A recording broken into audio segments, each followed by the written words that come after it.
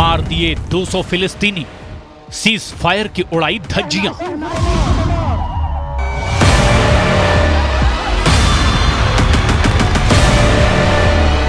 23 नवंबर 2023 से हमास और इजराइल के बीच सीज फायर लागू होना था, लेकिन गाजा में इजरायली सेना ने इतना भीषण हमला किया है कि देखते ही देखते 200 से ज्यादा फिलिस्तीनी इजरायली सेना के हमले में मार दिए गए हैं।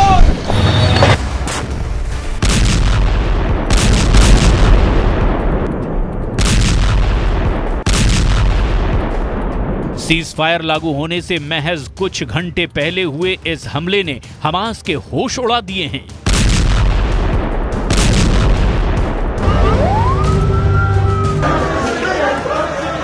मिडिल ईस्ट की मीडिया के मुताबिक सीज फायर लागू होने से ठीक पहले हुए इस हमले ने अरब और मुस्लिम देशों में हड़कंप मचा दिया है,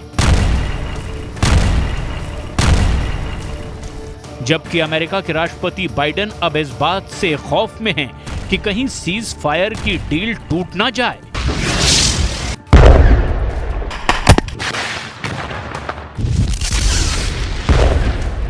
हम आपको सीज फायर डील के दौरान हुए इस हमले की वो इनसाइड स्टोरी बताने जा रहे हैं जिसे जानकर आप हैरान रह जाएंगे, क्योंकि 4 दिन के सीज फायर से सबसे ज्यादा फायदा हमास को होने जा रहा था।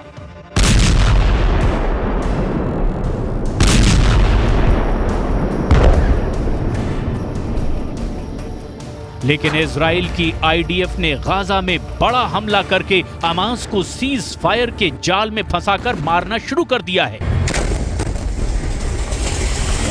हम आपको ये भी बताएंगे कि क्यों हमास का लादेन दक्षिणी गाजा को इजरायली हमलों से बचाने की कोशिश में जुटा है, जिसके मंसूबों पर अब इजराइल ने पानी फेर दिया है।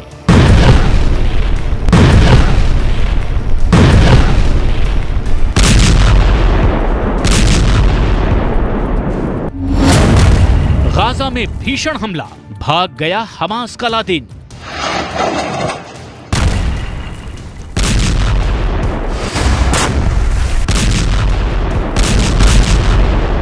हम आपको बताने जा रहे हैं कि पिछले 24 घंटे में इजरायली सेना ने गाजा में कहां-कहां हमले किए हैं, जिसकी वजह से 200 से ज्यादा फिलिस्तीनी मारे जा चुके हैं। और क्यों खान यूनिस के कसाई के नाम से मशहूर हमास का top leader Yahya Sinwar Israeli हमले के बाद भाग गया है। लेकिन उससे पहले ये जान लीजिए कि 1.5 महीने से ज्यादा की जंग में अब तक के 13,000 से ज्यादा फिलिस्तीनी मारे जा चुके हैं।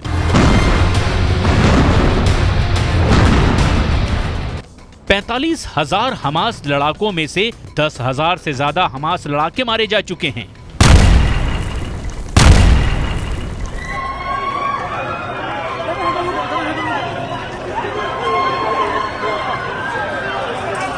इजरायली सेना अब तक 80 मीटर गहराई में मौजूद हमास के 400 सुरंगों को तबाह कर चुकी है।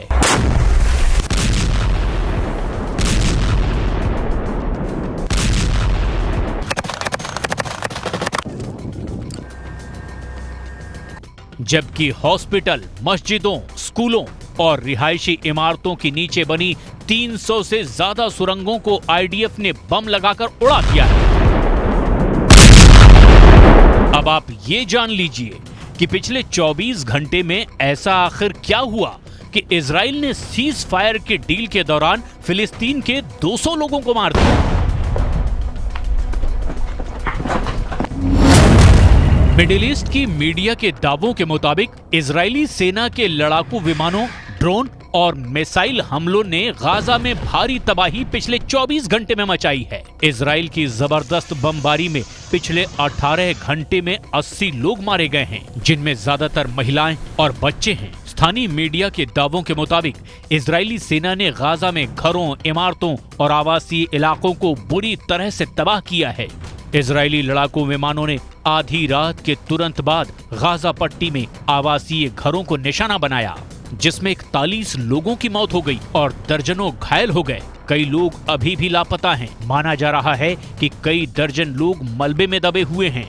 गाजा शहर के शेख राडवान में 2 घरों पर हवाई हमलों में कम से कम 10 नागरिकों की मौत हो गई है, जबकि आधा दर्जन बुरी तरह से घायल हुए हैं। इस हमले से पहले उत्तरी शहर जबालिया में इजरायली बमबारी में दर्जनों लोग मारे गए थे। गाजा अधिकारियों के मुताबिक 4 दिनी सीज फायर समझौते के बाद इजरायली सेना ने हमले तेज कर दिए हैं। गाजा में हमास के समझौते के बाद हमलों की ताजा लहर तब आई जब इजरायली सैनिकों ने लगातार तीसरे दिन गाजा पट्टी के उत्तर में इंडोनेशियाई अस्पताल को घेर रखा है।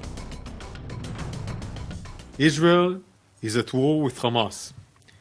This is a war that we did not start and we did not seek. An operational pause for release of hostages does not change it. Israel is still at war with Hamas, and we are committed achieving our goals. Defeat Hamas and bring all our hostages home.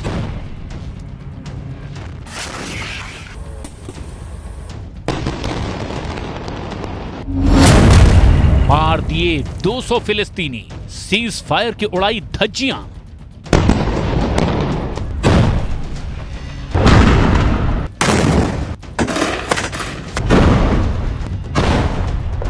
अब सवाल ये उठता है कि अगर Israel cease fire deal के दौरान भी हमले लगातार तेज कर रहा है, तो फिर ये सीज फायर लागू कैसे होगा?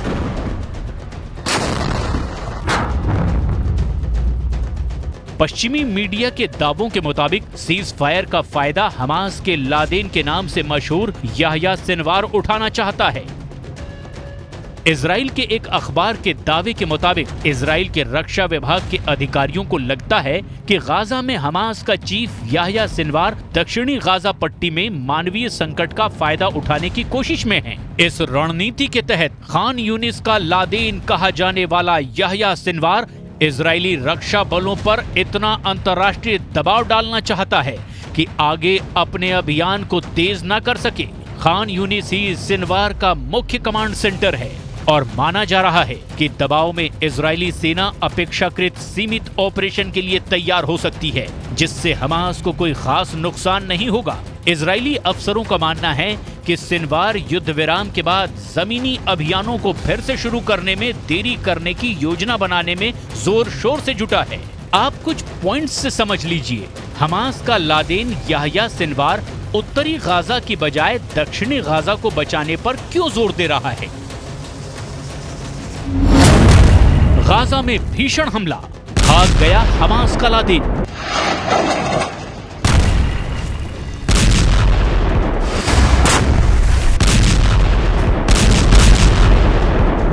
उत्तरी गाजा में हमास का कंट्रोल खत्म हो चुका है।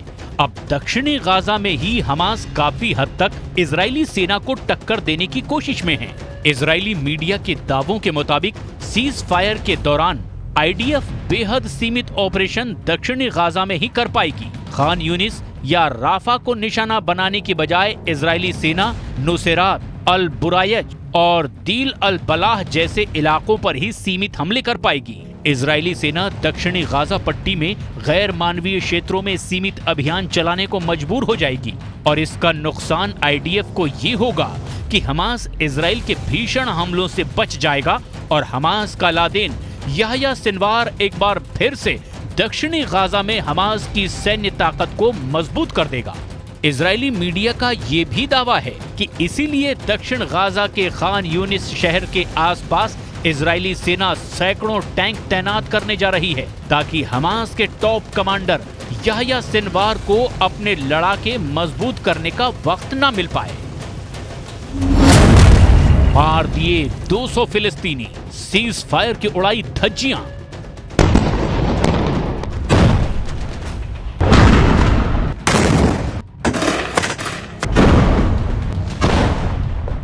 मरते मिटते और भागते हमास अभी भी उत्तरी गाजा में इजरायली सेना पर अचूक वार कर रहा है, जो ये साबित करता है कि अगर इजराइल ने सीज फायर ज्यादा लंबा खींचा तो हमास इजराइल पर 7 अक्टूबर जैसा हमला दोबारा जरूर करेगा।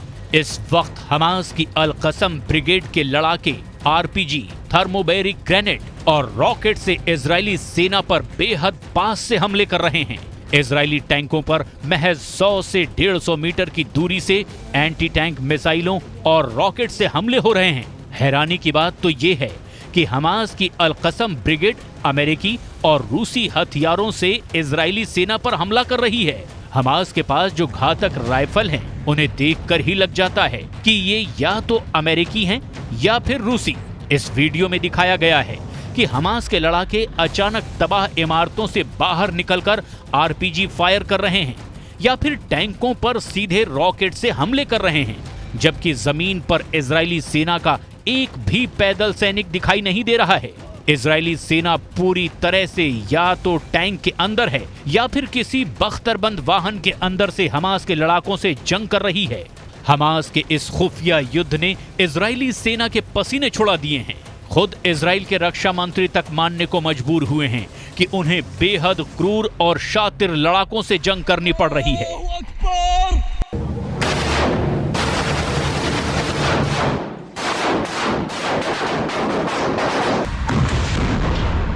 نطمئن شعبنا والشعوب الحرة حول العالم بأن المقاومة الفلسطينية وكتائب عز الدين القسام بخير، وهي تتحكم وتسيطر على الوضع القتالي في الميدان وتدك العدو وتجمعاته على مدار الساعة وفقا لخططها الدفاعية المعدة بإحكام قبل أن يبدأ هذا العدوان.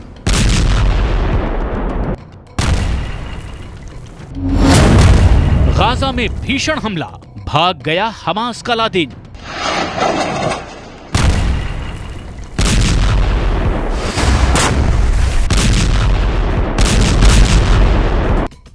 इधर इजराइल की डिफेंस फोर्स ने दावा किया है कि महज 10 घंटे की लड़ाई के बाद हमास के प्रमुख गढ़ पर कब्जा कर लिया गया है। इजराइल की सेना का कहना है कि 10 घंटे की भीषण जंग में हमास के दर्जनों लड़ाके मारे गए हैं। आईडीएफ की मुख्य पैदल सेना इकाइयों में से एक नाहल ब्रिगेड के सैनिकों ने उत्तरी गाजा के पश्चिम में जबालिया पर भीषण हमला किया है। जबालिया में आउटपोस्ट 17 पर आईडीएफ ने हमास लड़ाकों को मारकर कब्जा कर लिया है। आईडीएफ ने खुलासा किया है कि हमास के लड़ाके जमीन के ऊपर और जमीन के भीतर वाले रास्ते से हमले कर रहे हैं। आईएएस और आईडीएफ की खुफिया जानकारी के आधार पर एक आईडीएफ फाइटर जेट ने सेंट्रल कैंप ब्रिगेड में हमास की एंटी टैंक मिसाइल यूनिट के प्रमुख इब्राहिम अबू मकसीब को मार डाला है। आईडीएफ के मुताबिक अबू मकसीब के मारे जाने से पहले इजरायली नागरिकों और आईडीएफ सैनिकों पर कई एंटी टैंक मिसाइल से हमले करने जा रहा था। इससे पहले हमास के एंटी टैंक मिसाइल के कमांडर मोहम्मद असर को आईडीएफ ने मार डाला था। अब देखना होगा क्या इजराइल 4 दिन के सीज फायर पर टिका रहता है या फिर वो हमास को 4 दिन के सीज फायर डील के दौरान भी इसी तरह से मारता रहेगा।